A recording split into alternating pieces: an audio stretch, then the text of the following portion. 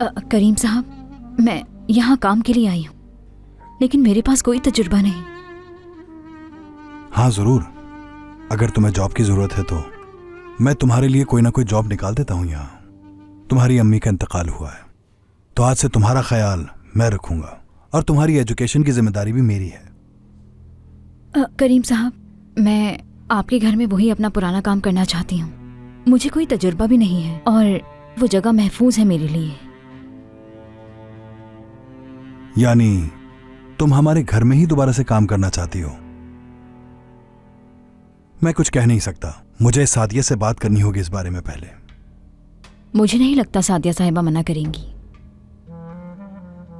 लेकिन फिर भी सबा, मैं तुम्हें मुश्किल में अकेला नहीं छोड़ूंगा और मुझे नहीं लगता कि सादिया को भी कोई एतराज होगा। बहुत शुक्रिया आपका करीम साहब, मैं फौरन काम शुरू कर दूंगी। जरूर, क्यों नहीं। अगर तुम्हें आज से ही काम शुरू करना है तो तुम्हें थोड़ी देर इंतजार करना होगा। मैं काम मुकम्मल कर लूं, तुम्हें साथ लेकर चलूंगा।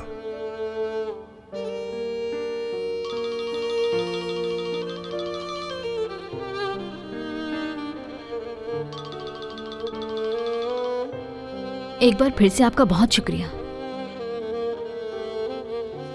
कोई बात नहीं बेटा।